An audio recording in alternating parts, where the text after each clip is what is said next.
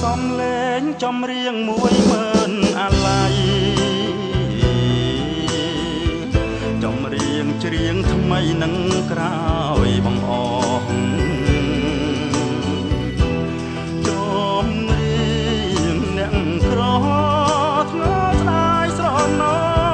ស្ដាយចិនដែលស្មោស្ដាយឈ្មោះស្នេហាសោកស្ដាយខ្លាចជាពរជ័យជាចំណងដៃដល់ថ្ងៃរៀបការច្រៀងរាប់ជាប់រឿងណាត់ខ្លឹមសារជារឿងអនិច្ចាស្នេហាព្រួលប្រាតែស៊ូកាត់ចិត្តទាំង10000អាឡ័យដួងជីវិតខ្សាយក៏សុខ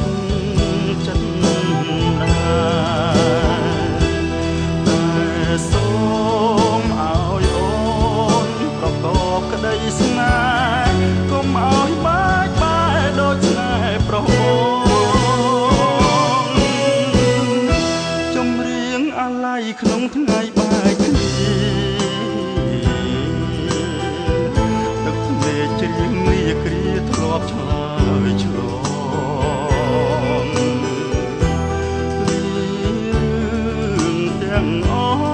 ស់លាឈ្មោះអូនបងលាចិនដែលបងឆ្លងស្ពានជីវិត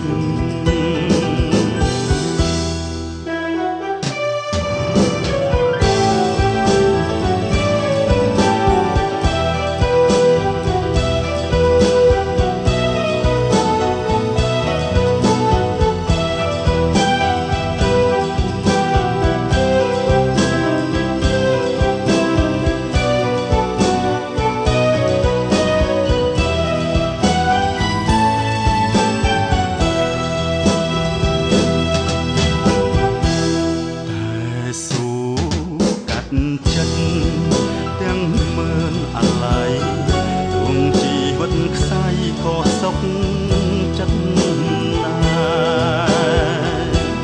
តែសូមឲ្យអូនប្រកបក្តីស្នេហ៍កុំឲ្យបាច់បែកដូចស្នេហ៍ប្រុសបង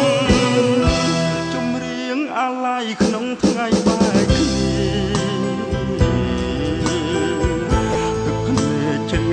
គ្រាធ្លាប់ឆ្លើយឆ្លង